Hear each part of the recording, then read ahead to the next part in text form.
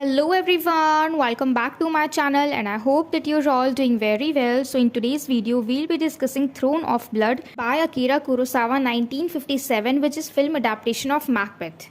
तो सबसे पहली चीज़ जो हमें जाननी ज़रूरी है कि ये जो फिल्म है थ्रोन ऑफ ब्लड ये एक फिल्म अडेप्टेशन है ऑफ मैकबेथ। मैकबेथ जो है एक ड्रामा है जो कि विलियम शेक्सपियर्स ने लिखा था और उसी के ऊपर ये फिल्म जो है पूरी तरीके से बनाई गई है जिसको कि हम क्या कहते हैं सिनेमैटिक अडेप्टेशन। तो मैकबेथ जो कि एक ड्रामा है जिसके ऊपर दो फिल्म बनाई जा चुकी है, ठीक है, यानी दो सिनेमैटिक अडेप्टेशन है। पहला है मकबूल जो कि हम इससे पिछली वाली वीडियो में डिस्कस कर चुके हैं और जो रियल है मैकबेथ इसको भी हम अच्छी तरीके से डिस्कस कर चुके हैं। अगर आपने अभी तक नहीं देखा है तो आपको इस वीडियो के डिस्क्रिप्शन बॉक्स में इन दोनों ही वीडियोस के लिंक मिल जाएंगे। तो अब हम शुरू करते हैं throne of blood by Akira Kurosawa. तो सबसे पहले हम इनको जान लेते हैं जो कि एक जापानीज फिल्म मेकर और पेंटर है। He directed 30 films in a career spanning over 5 decades. तो इन्होंने अपनी ज़िंदगी में 30 फिल्म बनाई है, ठीक है। And he is widely regarded as one of the greatest and most influential film maker in the history of cinema. और इनको greatest and most influential film maker माना जाता है in the history of cinema. And he was born in 1910 in March and died in 1998 in September. तो it's all about the film maker Akira Kurosawa. तो इनको हम अच्छी तरीके से जान चुके हैं और ये फिल्म कब बनाई गई थी 1957 में।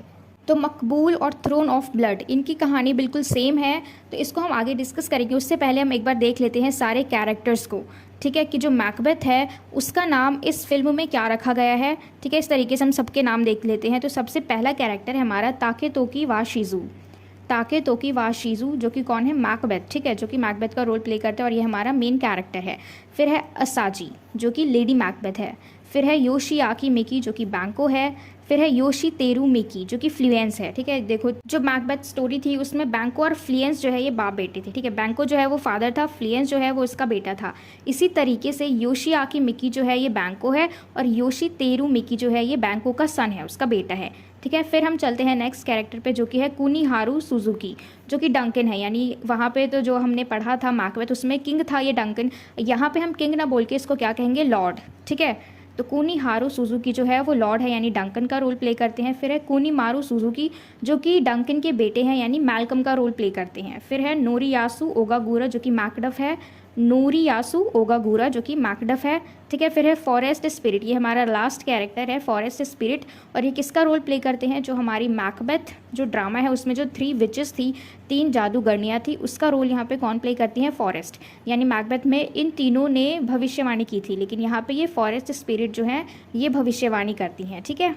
तो देखो जो हमारी मेन स्टोरी है जैसे कि हम देख सकते हैं मैकबेथ में, फिर मकबूल में और फिर थ्रोन ऑफ ब्लड में, इन तीनों में जो मेन स्टोरी है हमारी वो बिल्कुल सेम है, ठीक है। तो इसमें हम देखेंगे जैसे कि आपकी एसओएल की बुक है इसमें भी पूरी स्टोरी को नहीं बताया गया है। जो थ्रोन ऑफ ब्लड है इसमें भी सिर्फ डिफरेंसेस को ज़्यादा हाईलाइट करके दिखाया गया है, ठीक है। तो चलिए अब हम शुरू करते हैं समरी को throne of blood. The film opens on a somber note, a desolate landscape covered in fog and silence. With no music, the sound of a howling wind breaks the silence and a chorus starts chanting. तो इस film की starting देखो कैसे रखी गई है कि किस तरीके से जो शुरुआत है वो कैसे हो रही है फिल्म की। बिल्कुल जो निराशाजनक है पूरा एनवायरनमेंट जो है वो बिल्कुल सैड सैड सा दिखा रखा है और डेसोलेट सा लैंडस्केप है, बिल्कुल अलग, बिल्कुल आइसोलेट सा, बहुत ज़्यादा फॉग है वहाँ पे और बहुत ही ज़्यादा शांति है। विद नो म्यूज़िक, वहाँ पे कोई सा भी म्यूज़िक नहीं है लेकिन सिर्फ हवा की जो आवाज़ होती है ना डरावनी सी, सिर्फ वो चल रही है, बाकी पूरा साइलेंट है, कोई भी म्यूज़िक नहीं है। पूरे बैकग्राउंड में सिर्फ हवा की आवाज़ है जो कि शांति को भंग कर रही है, ठीक है। और वहाँ पे कोरस चांट हो रहा है यानी जो कि इकट्ठे होकर कुछ लोग गाना शुरू कर देते हैं। तो इसी तरीके से यहाँ पे ये कोरस जो है ये बार बार चैंट किया जा रहा है और वो क्या है देखते हैं। A proud castle stood in the desolate place, its destiny wedded to a mortal's lust for power. Here lived a warrior strong yet weakened by a woman. ये वाली लाइन जो है ये थोड़ी सी इंपॉर्टेंट है। Here lived a warrior strong yet weakened by a woman. Driven to add his tribute to the throne of blood, the devil's path will always lead to doom. तो जो coarse है जो बार बार वहाँ पे चेंट किया जा रहा है, जो बार बार बोला जा रहा है रिपीटेडली, वो क्या है, तो वो यही 4-5 लाइन्स है, ठीक है। और इसमें जो मेन है वो क्या है, एक वॉरियर है जो कि बहुत ही ज़्यादा स्ट्रांग है, लेकिन फिर भी ये वीक पड़ जाता है एक वुमेन के सामने, ठीक है। अब ये स्ट्रांग वॉरियर कौन है, मैकबेथ की बात हो रही है यहाँ पे। और अगर हम थ्रोन ऑफ ब्लड की बात करें तो यहाँ पे किसकी बात हो रही है, ताके तोकी वाशिज़ू की, जो कि मैकबेथ का रोल प्ले करता है, ठीक है। तो ये जो ताके तोकी वाशिज़ू है, ये एक वुमेन की वजह से इतना स्ट्रांग होने के बाद भी वहाँ पे कमज़ोर पड़ जाता है। और वो कौन वुमेन है, लेडी मैकबेथ यानी असाजी, क्योंकि असाजी जो है यही उसको प्रोवोक करती है कि वो किंग को मार दे, ठीक है। यानी जो लॉर्ड है उनके, कूनी हारू सुजुकी, जो कि डंकन का रोल प्ले करते हैं, उसको मारने के लिए वो प्रोवोक करती है ताके तोकी वाशिज़ू को यानी मैकबेथ को। Washizu and Mickey, when they first emerged like files in a cobweb, they seemed to be lost in the forest. तो देखो, जब ये दोनों वाशिज़ू और मिकी यानी मैकबेथ और बैंको, जब ये दोनों वापस आ रहे होते हैं युद्ध को जीत के, जैसे कि हमने मैकबेथ में पढ़ा था वो लोग वापस आते हैं, इसी तरीके से ये दोनों भी यहाँ पे युद्ध को जीत के वापस आ रहे हैं। और ये दोनों ऐसा लग रहा है कि जंगल में खो गए हों। They wander aimlessly in the fog right around the forest incapable of find out way. तो देखो, ये लोग इधर उधर भटक रहे हैं एमलेसली, हालांकि ये लोग रास्ता ढूंढ रहे हैं, लेकिन ये लोग इनकेपेबल हैं, इनको मिल नहीं रहा रास्ता कि वो लोग किस तरीके से इस जंगल से बाहर आए। Kurosawa avoids the use of any dialogue and instead employs the natural sounds in the forest of the horses galloping and the occasional crescendo of the haunting music। तो देखो, यहाँ पे सबसे बड़ा डिफरेंस ये है कि जो मैकबेथ ड्रामा है उसके अंदर डायलॉग्स का यूज़ किया गया है, लेकिन ये जो फिल्म है थ्रोन ऑफ ब्लड, इसके अंदर अकीरा कुरोसावा ने बिल्कुल भी डायलॉग्स को यूज़ नहीं किया, यानी किया है लेकिन कम, यानी इन्होंने सारी चीज़ों को साइलेंटली शो किया है इसमें, ठीक है। तो इसलिए यहाँ पे भी ये किसी भी डायलॉग का यूज़ नहीं करते हैं, यानी जो भी नेचुरल साउंड होते हैं ना, जैसे हवा चल रही है डरावनी डरावनी, इन सारी चीज़ों को दिखाना चाहते हैं। और जैसे कि घोड़े के भागने की आवाज़ सुनाई दे रही है, हॉन्टिंग म्यूजिक, ठीक है, यानी ये सारी चीज़ें जो नेचुरल होती हैं, जैसे कि कोई इंसान अगर कोई डायलॉग बोलता है तो फिर हमें वो चीज़ सुनाई देती है, लेकिन इन्होंने उस चीज़ को अवॉइड किया है, ठीक है। ये हमें सिर्फ एक्शंस के थ्रू ही दिखाना चाहते हैं, और बाकी जो भी साउंड है वो सारे नेचुरल हैं, यानी नेचर से है। जो भी अगर हवा चल रही है डरावनी, तो भी अगर हॉर्सेस दौड़ रहे हैं, पत्ते हिल रहे हैं, इस तरीके से ये सारी आवाज़ इसमें है। लेकिन जो भी डायलॉग्स होते हैं ना, ह्यूमन वॉइस, वो बहुत कम है। This combination creates an unsettling mood which adds to an unnerving ambience for the audience। तो देखो, ये जो मतलब जिस तरीके से कुरोसावा ने इस चीज़ को इसमें डाला है, मतलब बिल्कुल साइलेंटली वो हर चीज़ को दिखाने की कोशिश कर रहे हैं, only with the help of natural sounds, ठीक है। यानी मतलब डायलॉग्स नहीं बोले जा रहे हैं, सिर्फ यही सारी चीज़ें यूज़ कर रहे हैं वो, नेचुरल साउंड, डराने की चीज़ें, जो हवाएं चल रही है, वो सारी चीज़ें वो यूज़ करते हैं इसमें, जो कि ऑटोमेटिकली एक ऐसा माहौल क्रिएट कर देते हैं जिसके अंदर बहुत ज़्यादा ग्लूमी सा सीन हमें नज़र आता है। बिना कुछ बात किए ही हम समझ जाते हैं कि हाँ भाई कुछ सैड सा चल रहा है, ठीक है। तो इस तरीके का सीन जो है वहाँ पर विदाउट डायलॉग्स क्रिएट हो जाता है, सिर्फ किसकी हेल्प से, जो भी वो लोग सीन दिखाते हैं ना, किस तरीके से फॉग है वहाँ पर, अंधेरा है, सिर्फ हवाएँ चल रही हैं, पेड़ के पत्ते हिल रहे हैं, घोड़े दौड़ रहे हैं, तो ऐसी आवाज़ से विदाउट यूजिंग एनी डायलॉग्स, तो ये ऐसा सीन क्रिएट कर देते हैं जैसे कि बिल्कुल डरावना सा माहौल हो। Kurosawa introduces these two characters just like Shakespeare does in the play, but whereas Shakespeare employs words, Kurosawa uses total silence।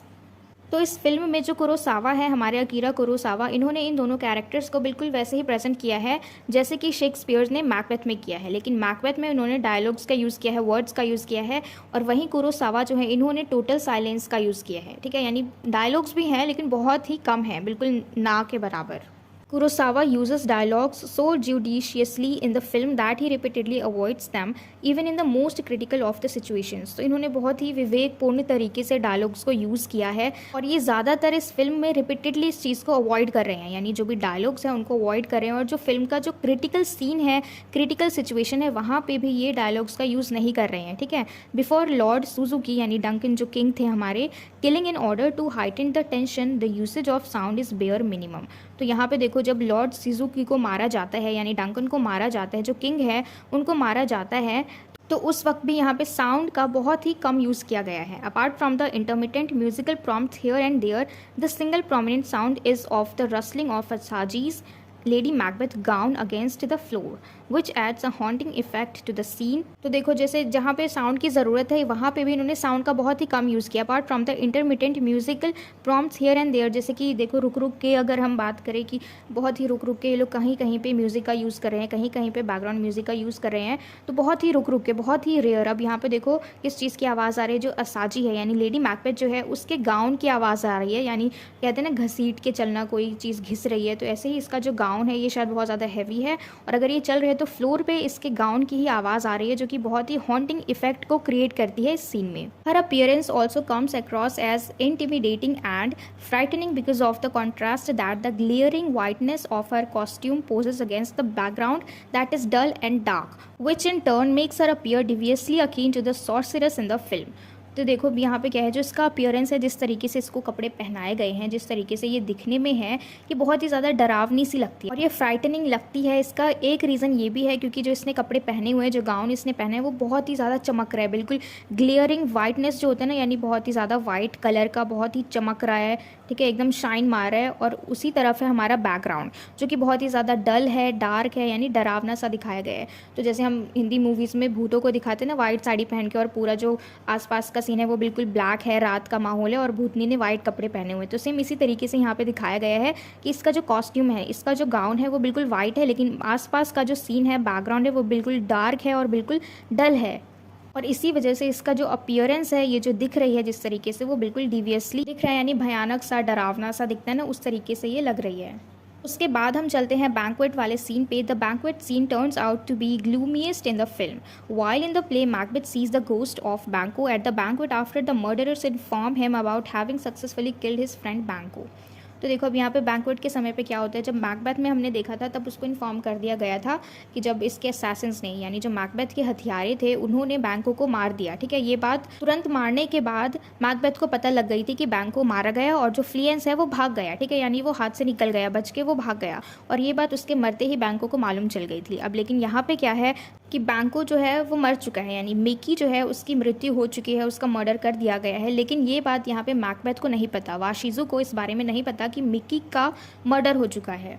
In Throne of Blood, the ghost of Mickey appears in front of Washizu before he is informed by the murderer that Mickey is dead and Mickey's severed head is also produced as a proof. तो देखो Macbeth drama में जो Macbeth था उसको ये बात clearly मालूम थी कि अब बैंको नहीं रहा, ठीक है, बैंको जो है मारा गया और फ्लिएंस भाग गया। लेकिन थ्रोन ऑफ ब्लड में क्या है कि जो मिक्की है, यानी बैंको जो है, ये मर तो गया है, इसको मार दिया है मैकबेथ के हथियारे ने, यानी वाशिज़ू ने, जो भी आदमी भेजे थे उन्होंने मिक्की को मार दिया है। लेकिन अभी तक वाशिज़ू को ये बात नहीं पता कि मिक्की मर चुका है, ठीक है। और तभी उसके सामने जो मिक्की है उसका कटा हुआ सिर रख देते हैं एज अ प्रूफ कि हाँ भाई जो मिक्की है वो मर चुका है। और लेकिन ये बात इसको अभी तक पता नहीं होती है, ठीक है। तो ये चीज़ जो है थोड़ी सी डिफरेंट है हमारी रियल स्टोरी से। Upon hearing from the murderer that he was unable to kill the son of Miki unlike the play, Washizu is not merely annoyed but he goes on to slay the murderer. तो देखो जब इसको मालूम चला, जब वाशिज़ू को पता चला, यानी मैकबेथ को पता चला कि मिक्की जो है वो मारा गया और उसका बेटा जो है वो बच के निकल गया, यानी वो लोग उसके बेटे को नहीं मार पाए, तो इस चीज़ को सुन के ये जो वाशिज़ू है ये बहुत ज़्यादा गुस्सा हो जाता है और उसी हथियारे को अपने हाथों से मार देता है। यानी जिस आदमी को उसने मिक्की और उसके बेटे को मारने के लिए भेजा था, ये उसी इंसान को मार देता है, उसी आदमी को मार देता है, ठीक है। अब क्यों, देखो जो हमारी रियल स्टोरी थी उसमें भी मैकबेथ जो है वो क्या करता है, बैंको के बेटे को मरवाने के लिए अपने आदमी भेजता है, ठीक है। लेकिन वहाँ पे भी फ्लिएंस जो है वो बच के निकल जाता है और बैंको मारा जाता है। वही सेम चीज़ यहाँ पे हुई है, लेकिन यहाँ पे क्या डिफरेंस है कि यहाँ पे जो वाशिज़ू है ये साथ ही साथ उस हथियारे को भी मार देता है, उस असैसिन को भी मार देते हैं, यानी अपने ही आदमी को मार देता है जिसको इसने रखा था बैंको को मारने के लिए, यानी मिक्की को मारने के लिए। And all the while, the camera stays focused on Washizu as he intently witnesses the slow death of the murderer. Here also hardly any word are used and the scene makes an effective use of sounds coming from the dying man. Without using a single word from Shakespeare's, Kurosawa makes the viewer aware of the sheer evil in Washizu in the terrifying shot. तो अब देखो यहाँ पे क्या होता है, जिस तरीके से ये वाशिज़ू जो है उसी मर्डरर को मार देता है, यानी जिसने बैंको को मारा उसी को मार देता है। क्यों? क्योंकि फ्लिएंस को उसने नहीं मारा, फ्लिएंस जो है वो बच के भाग गया। अब जब ये उसको मारता है वहाँ पे भी कोई भी साउंड का यूज़ नहीं होता। अगर हम नॉर्मल मूवीज़ में देखते हैं जब कोई किसी का मर्डर करते हैं तो पीछे से डरावनी सी आवाज़ आती है, ठीक है, यानी हम उस चीज़ को और ज़्यादा डरावना दिखाने की कोशिश करते हैं बैकग्राउंड म्यूज़िक की हेल्प से। लेकिन यहाँ पर कोई भी साउंड यूज़ नहीं हुआ। ये जो डाइंग मैन है, ये जो मर्डरर है जिसको कि वाशिज़ू ने मार दिया, इसकी भी थोड़ी सी भी चीख नहीं निकली, इसकी भी कोई आवाज़ नहीं निकली कि मुझे मत मारो, मतलब कुछ भी आवाज़ नहीं निकली कि उसको दर्द हुआ, वो तड़प रहा है, ऐसा कुछ भी नहीं दिखाया गया। तो साइलेंटली इस फिल्म में वाशिज़ू के अंदर का जो ईविल है उसको दिखाया गया है कि वो कितना ज़्यादा डेंजर है, कितना ज़्यादा टेरिफाइंग है।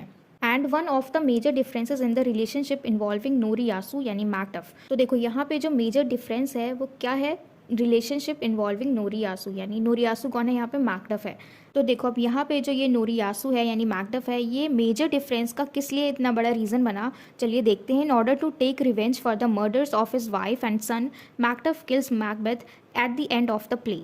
No such reference is made in the film and Noriyasu's role is far less significant as compared to Macduff's. तो यहाँ पे देखो क्या डिफरेंस है, मेजर डिफरेंस क्या है कि जो मैकडफ है, जो हमारी रियल वाली स्टोरी है मैकबेथ की, उसमें जो मैकडफ होता है उसको पहले से ही शक होता है मैकबेथ के ऊपर कि उसी ने राजा को मारा है, ठीक है। उस कहानी में जो मैकबेथ होता है वो सबको धीरे धीरे करके मार देता है, उसको डर लगता है कि कहीं कोई उसको पकड़ न ले, कहीं वो पकड़ा ना जाए, किसी की भी हेल्प से कहीं बस वो पकड़ा ना जाए। तो जितने भी रीज़न है यानी जितने भी आसपास में लोग हैं जो उसके रास्ते में आ सकते थे वो सबको मार देता है, इंक्लूडिंग मैकडफ की जो फैमिली है यानी उसके बच्चे हैं, उसके बीवी है, उसको भी वो मार देता है।